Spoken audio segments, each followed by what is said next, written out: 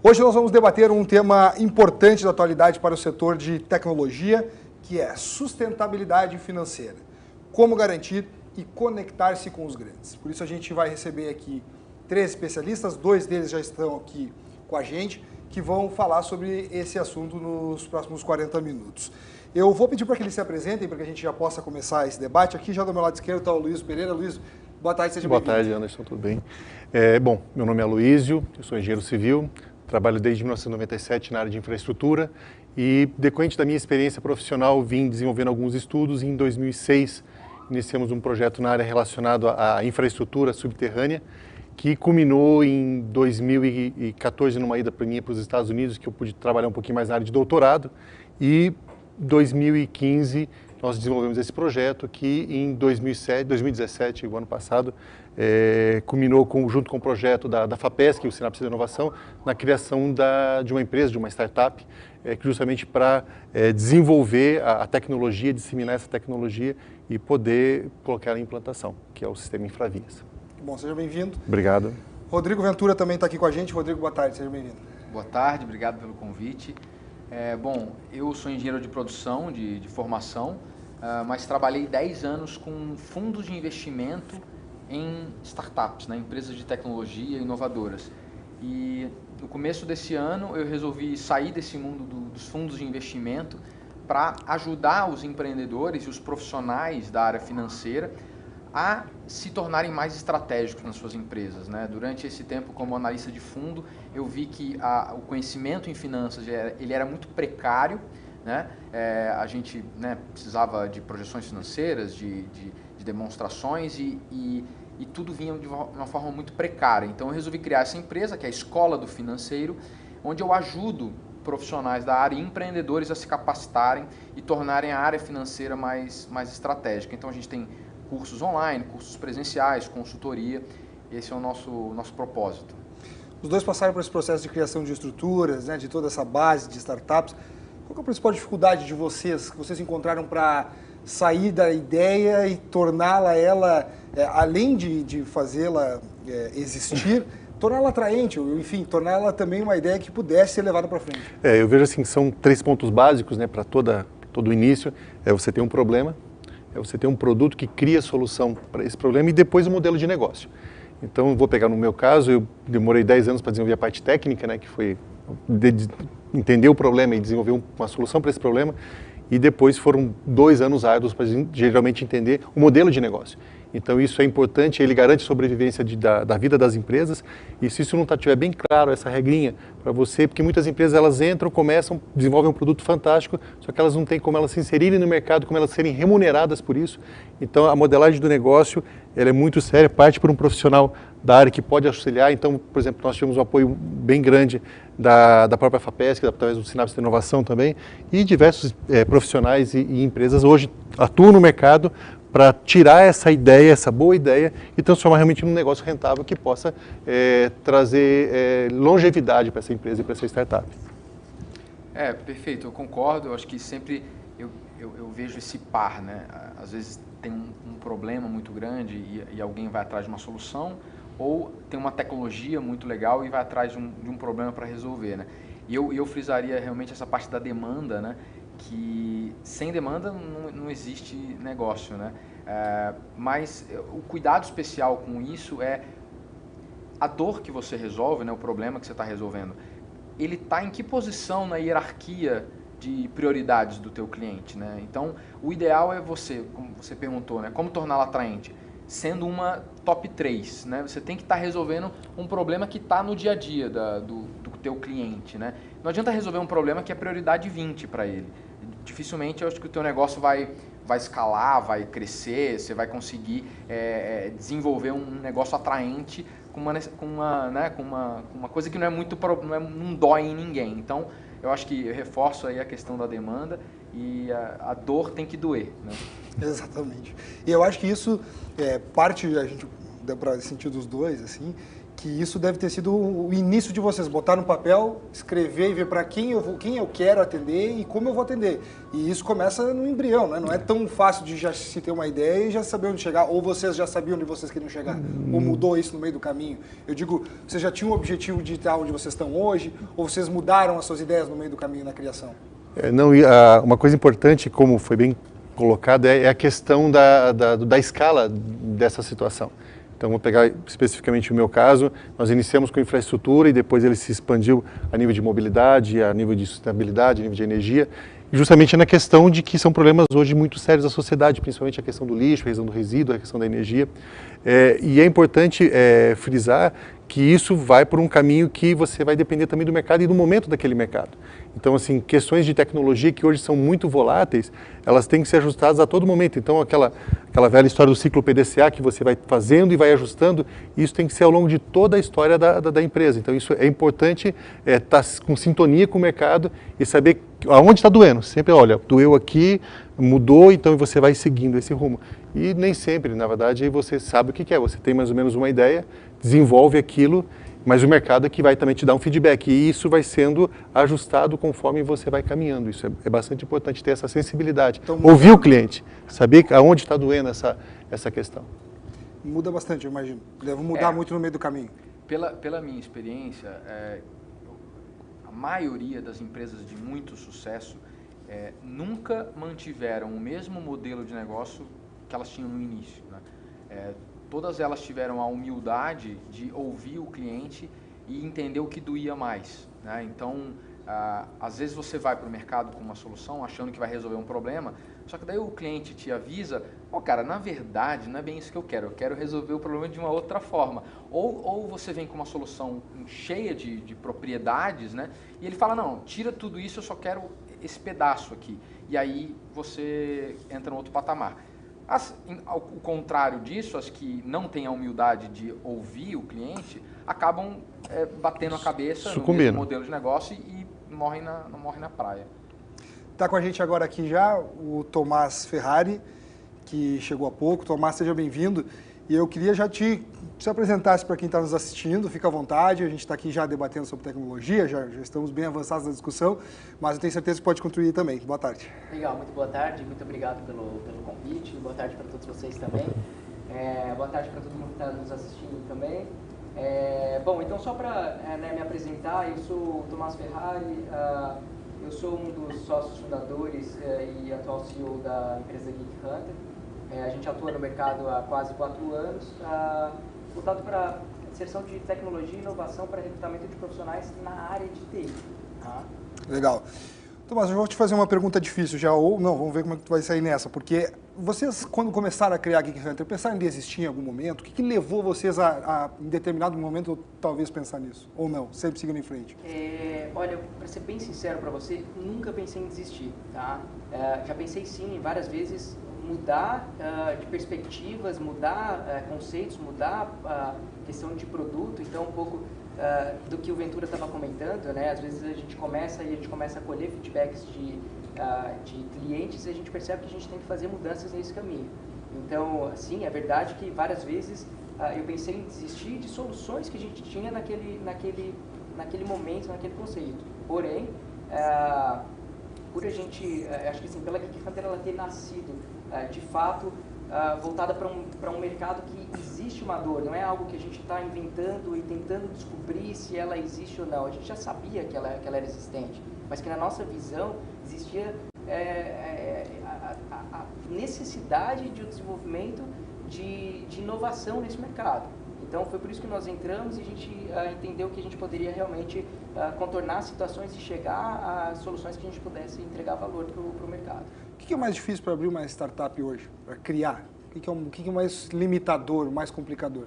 Olha, eu acho que assim, na minha experiência e também não só na experiência da Geek Hunter, mas também vendo muitos empreendedores no mercado, eu acho que eu citaria 2 pontos, tem muitos, tá? Acho que a gente tem muitos graves mesmo. Mas com certeza eu citaria a questão de gestão de pessoas e burocracia, né?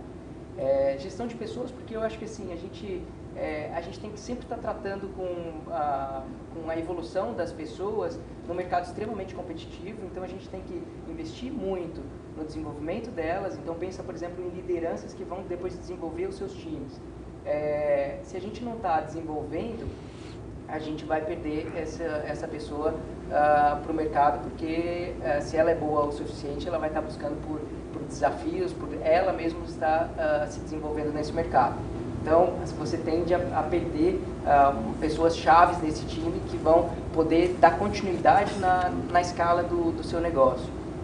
E por outro lado, ao mesmo tempo que você desenvolve, isso tem um custo elevado, tem um know-how também, né, que eu acho que muitas vezes falta dentro de startups que estão previamente começando. E à medida que você vai desenvolvendo, isso também acaba criando um chamariz para o mercado, né? Essa pessoa, ela acaba se evidenciando ali. Claro. Então, quando a gente trata de um mercado competitivo, você vai ter que trabalhar com diversas alternativas para conseguir alinhar muito bem os objetivos desse profissional com os objetivos da empresa. E, obviamente, que no momento esse ciclo acaba, né? Mas não deixa de ser um desafio. E o outro ponto, só para encerrar esse pensamento, a questão de burocracia, né? Eu acho que ela pega bastante, principalmente numa startup, quando a gente está pensando em um negócio que tem que ser extremamente acelerado, no mercado, de novo, muito competitivo, que você tem big players, você encara burocracias de coisas assim que agregam, que geralmente não agregam nenhum valor para o teu negócio, mas que você tem que lidar com aquilo. Você perde tempo, tem alto custo e você acaba sendo impactado e não consegue, muitas vezes, entrar e validar aquele negócio. Você ainda tem a questão de que, geralmente, você não tem um capital que permite você sobreviver muito tempo ali, né, nessa relação. Então, isso realmente, a burocracia acaba tornando um grande desafio. Você está correndo contra o tempo. O capital, ele é escasso. Então, na minha visão, tem muitos, mas esses dois com certeza são grandes entradas. Luiz? Não, justamente em cima desse ponto, uma coisa assim que para mim é o tempo de se abrir. Então, assim, não necessariamente o ponto ideal a preocupação é saber quando começar a abrir essa empresa.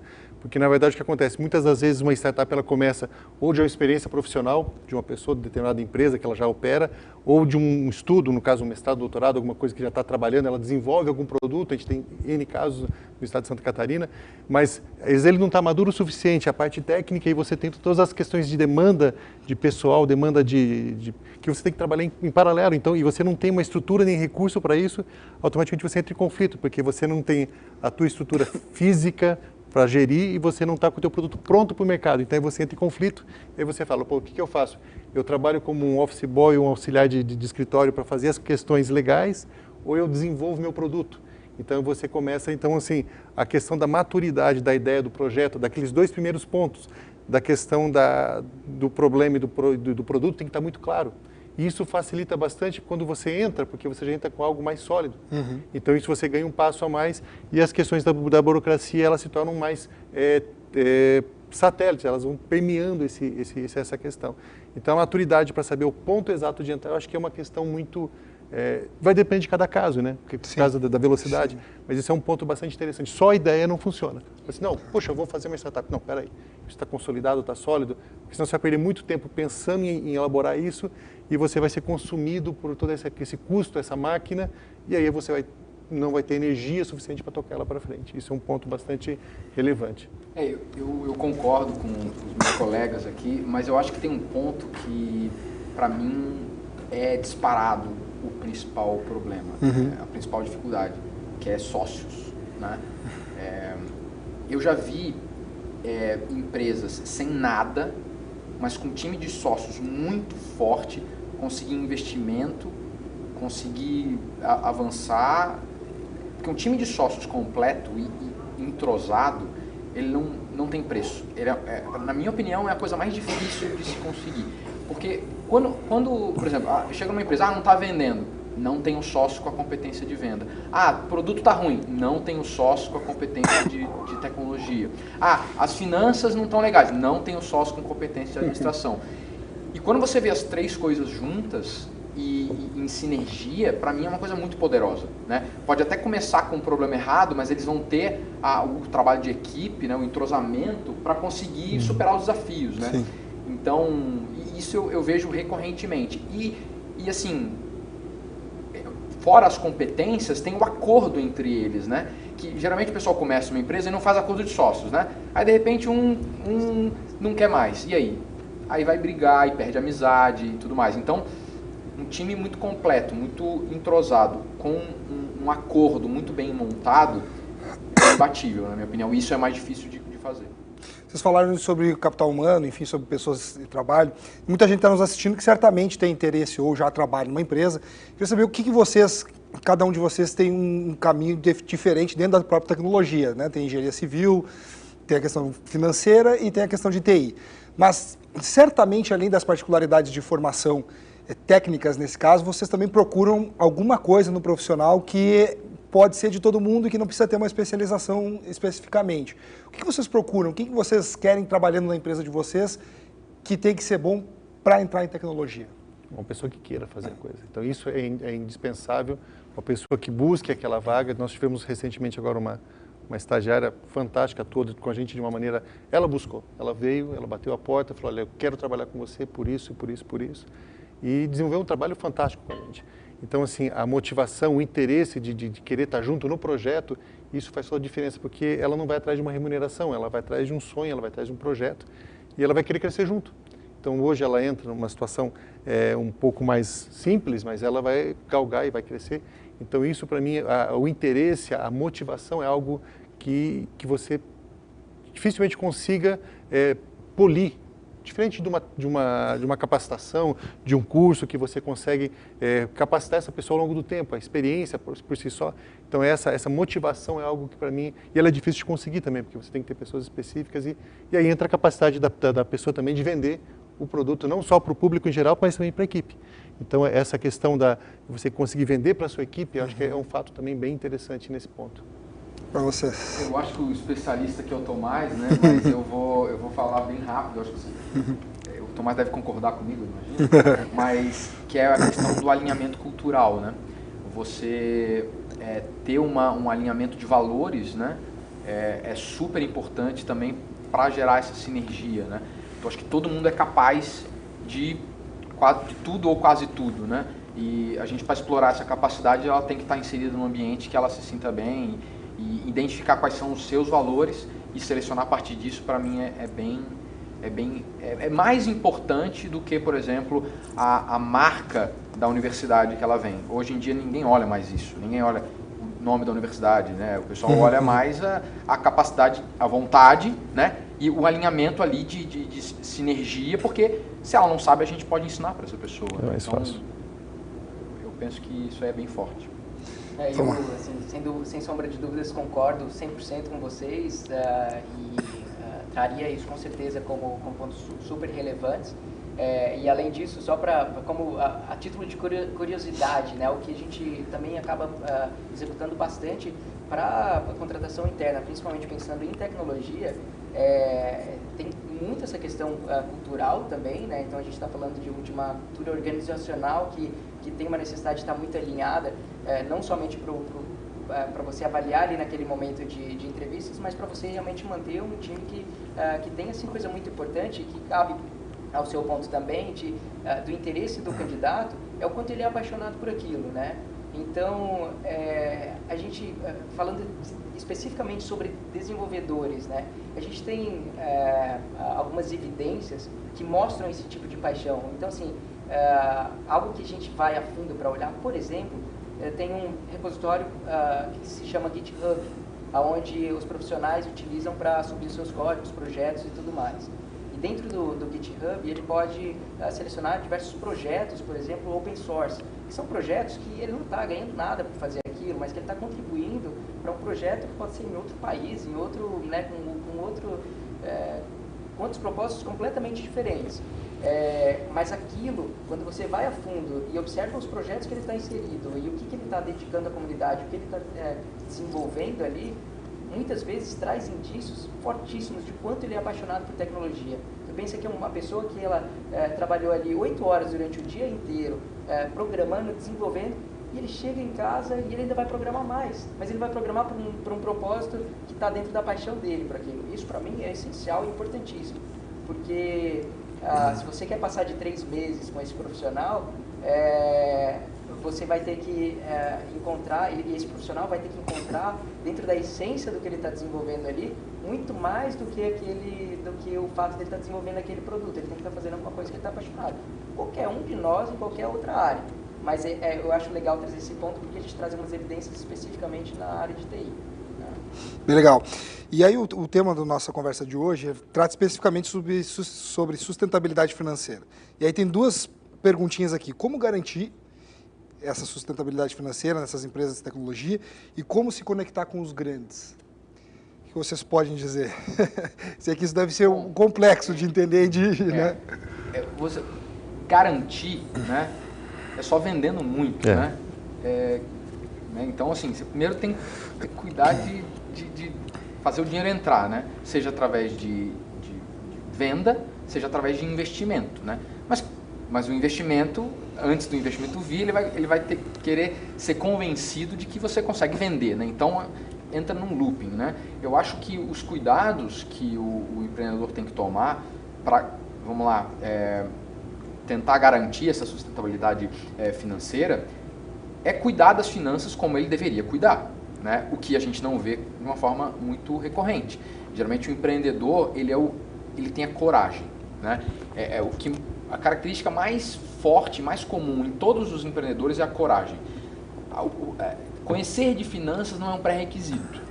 O pessoal simplesmente vai, né? Empreende, né? Só que acha chato, né? Falar de financeiro, acha chato olhar os números, não gosta do contador. Deixa o segundo plano. Nem conhece o contador, já está falando mal do contador, né? E o contador é um parceiraço, né? Você tem que estar muito do lado dele para entender o que está acontecendo com o negócio e as finanças, né? Tem gente que diz que toda decisão estratégica tem um reflexo no financeiro. É como se você tivesse 2 empresas numa só. O que acontece aqui, né, na tecnologia, no mercado, nas vendas, e tudo isso aqui tem um reflexo no financeiro, e esse reflexo ele tem que ser medido, ele tem que ser antecipado muitas vezes, para não deixar faltar dinheiro, né? Então, assim, falando de finanças é isso. Depois a gente pode ir para outra pergunta. Mas assim, interessante também dentro dessa linha é entender o modelo do negócio e entender o tempo disso. Então, determinadas empresas elas vão ter um tempo maior para coletar esse recurso para essa venda. Então, nós temos startups, não por ser o termo startup, que isso é muito rápido. Então, vai ter uma startup lá que ela vai ter um tempo de maturação maior, então ela vai ter que promover o mercado, vai ter que desenvolver o mercado. Então, nós temos falando de 2, 3, 4 anos. Então, isso é um tempo que ele tem que entender isso. Poxa, eu não vou vender amanhã, não. Mas o teu modelo de negócio ele está programado para você ter uma venda daqui a 2 anos. Então, você vai ter pequenos clientes, grandes clientes. Quer dizer, como é que isso é? Então, entender o mercado, entender o modelo de negócio, eu acho que é fundamental para que se rompa essa ansiedade, essa preocupação e até buscar investidores. Então, meu modelo de negócio é para 2 anos. Então, eu vou ter que desenvolver o meu mercado, vou ter que desenvolver situações em que eu vou ter um fluxo de caixa positivo daqui a 2 anos. Então, eu vou ter que trabalhar isso de forma a estruturar ou através de capital próprio, ou através de investidores. Então, esse para mim é um ponto bastante interessante e bastante difícil, às vezes, das pessoas entenderem, porque às vezes elas vão entrar no negócio pensando que vai ter a caixa amanhã e não vai. Então, ela entender esse negócio dela, qual é o modelo do teu negócio, que é diferente do dele, que é diferente do meu. Então, os timings são diferentes. Então, cada um vai ser 6 meses, outro vai ser 3 meses, outro vai ser 2 anos, 3 anos. Então, isso, e às vezes ele vai ter que ter energia, vai ter que ter gordura para queimar durante esse período, para poder manter o negócio dele de pé e para poder prospectar. Só antes de o Tomás falar sobre isso, eu vou incluir uma pergunta aqui que eu havia feito já antes, sobre a declaração do CEO da Dropbox em relação à continuidade de uma startup. Ele disse que é pior do que ela falhar, ela ficar estagnada, né? Eu acho que isso tem um pouco a ver, né, que a startup começa, ela chega num patamar e aí você não sabe se ela vai para frente, se não vai, se volta, para onde ir. Vocês concordam com isso? Eu concordo 100%. Eu acho que você estagnar, primeiro você tem o problema de que isso vai te trazer empecilhos financeiros para dar continuidade, desenvolver tecnologia e realmente ser competitivo no mercado.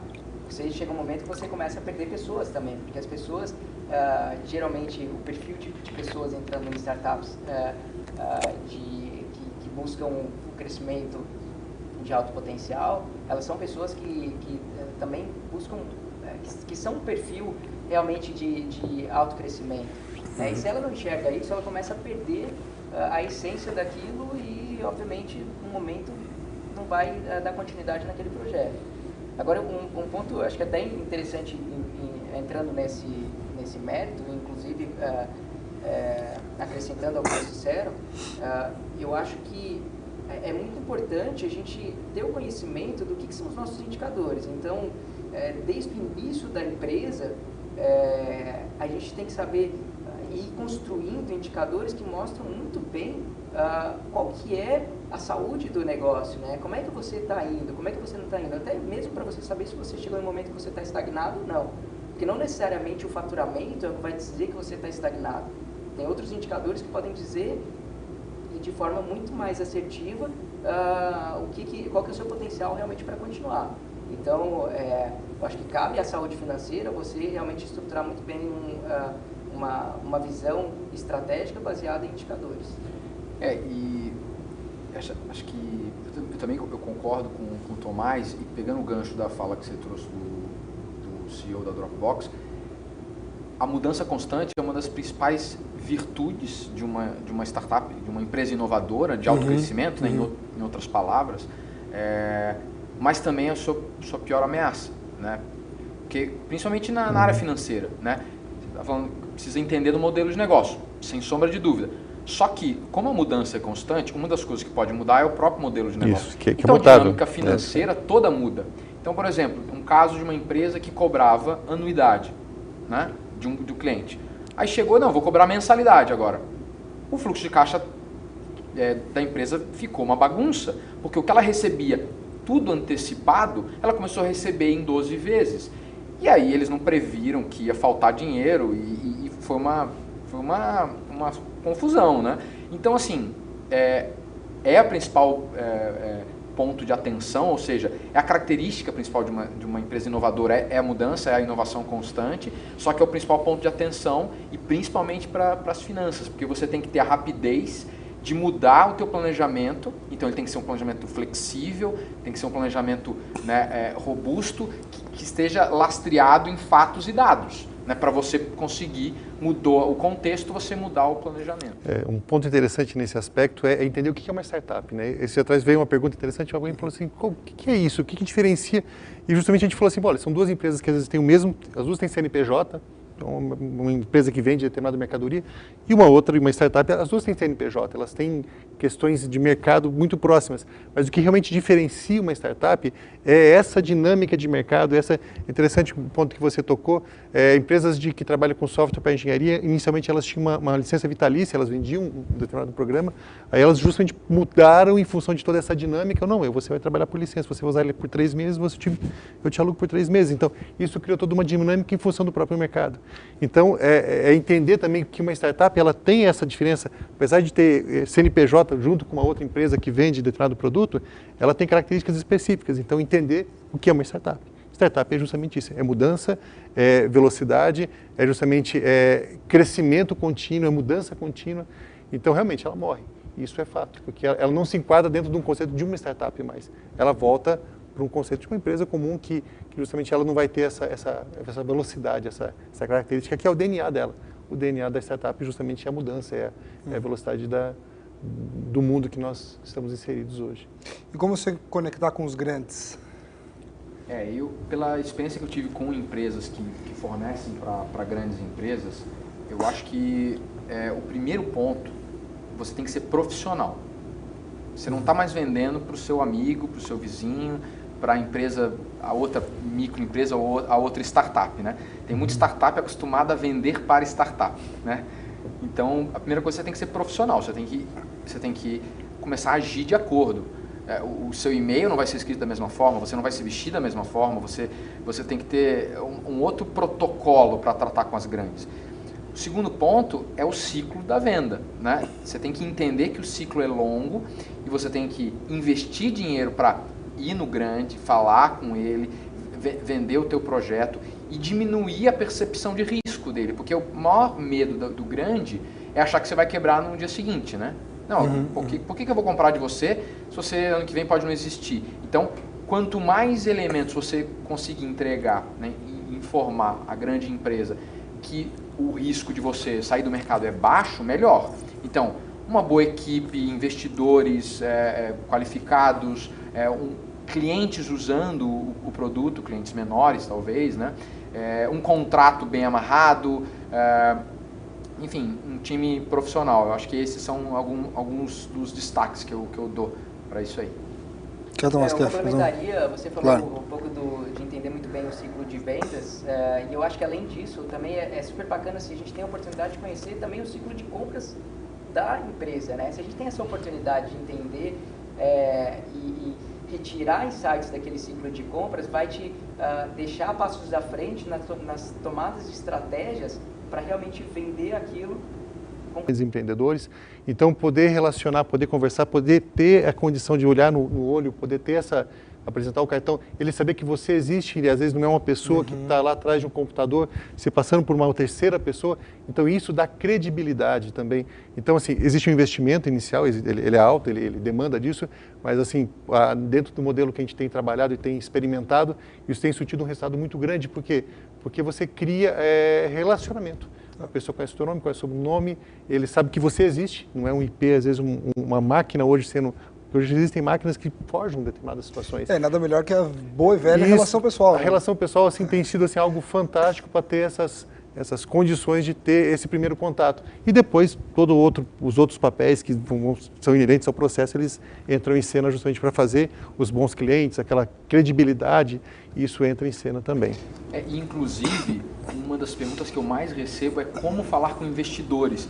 E a analogia do relacional é perfeita, porque, e eu sempre respondo, né? Isso é uma máxima do mercado, a melhor forma de conseguir uma reunião com o investidor é via recomendação. Né? Então, ao invés de tentar falar diretamente com o investidor ou diretamente com o diretor daquela grande empresa, fala com alguém que o investidor investiu ou um cliente daquela empresa. Sim. Ele também vai te ajudar, né? E se for uma boa empresa investida ou um bom cliente, ele fizer a recomendação, vai te abrir um monte de porta. Bom, o assunto é longo, mas o nosso tempo já está chegando no final. Eu vou abrir para que vocês possam fazer um minuto final de despedida, enfim, deixar uma mensagem final, principalmente para quem está nos assistindo e quer entrar nessa área ou está interessado em trabalhar com isso, enfim. Aloysio, primeiro, muito obrigado pela presença. Eu agradeço a oportunidade. E fica à vontade para a tua mensagem. A questão justamente como eu frisei, né, é saber o momento de entrar e saber que também o momento de sair, ele demanda um pouco de persistência. Então, a startup ela tem que ter esse time, também saber esse tempo, e ela não pode se desistir a qualquer momento. Então, colocar o foco, entender o negócio e persistir. Então, isso é um ponto que a gente vê que muita gente fica pelo caminho e desiste, não entende às vezes o negócio, então isso é um ponto difícil, e prosperar, e persistir. Isso é um ponto chave na questão de só de startup, mas todo empreendimento e até na própria vida, né? Verdade. É poder persistir e alcançar o objetivo. Obrigado, Rodrigo. Muito obrigado pela presença. Obrigado pelo convite. Eu acho que como mensagem final, eu queria falar, depoimento, né, dizer que muitos empreendedores falam que financeiro é chato, né? Eu não quero fazer, é difícil, tem a burocracia, né? O que eu falo de volta cara, é difícil para você, é difícil para todo mundo que está nesse país, né? Então, não vamos usar isso de muleta ou como um espantalho para a gente não fazer a coisa acontecer, né? Então, eu acho que se você tem vontade, busca um sócio. Eu acho que, como eu falei também, é um desafio grande, e corre atrás. Conversa primeiro com quem mais importa, com o teu cliente, né? Não fala com o investidor, não fala com o primo, não fala com o vizinho, né? Eles não são os teus clientes, né? Então, essas são as minhas recomendações aí. Então, acha um bom grupo de sócios e entende o problema do teu cliente. Sinta a dor que ele sente. Eu acho que esse é um primeiro grande passo. Obrigado, Tomás. Muito obrigado pela presença. Por favor, fique à vontade. Eu que agradeço. Obrigado pela oportunidade e o convite. Eu acho que a gente gente já falou algumas vezes essa palavra dor, né? Se eu fosse assim, escolher um ponto para realmente focar, se você pretende realmente olhar para um novo negócio, quero realmente começar a empreender, tenho certeza de que a sua ideia, o que você vai fazer, realmente ele está focado em resolver uma dor real do mercado. Se aquilo que você vai resolver não é simplesmente algo que seria legal de ter no mercado, que seria, as pessoas vão gostar daquela experiência, e sim, realmente está resolvendo uma dor que existe. Isso vai ter vai te abrir uma oportunidade de fazer algo muito maior e realmente com potencial de dar certo muito maior. Tá? Acho que esse seria meu ponto de contribuição. Beleza, muito obrigado a todos novamente. E a gente termina então aqui esse webinar de hoje. Lembrando que o Gestão de Valor é uma iniciativa da NSC Comunicação e do Diário Catarinense. Conta com o patrocínio do Sebrae e do Sistema FEComércio aqui em Santa Catarina, além do apoio do Conselho Regional de Engenharia e Agronomia de Santa Catarina. Agradecemos mais uma vez a presença de todos aqui e acompanhe diariamente o nosso projeto em nsctotal.com.br/gestão de valor. Um abraço a todos.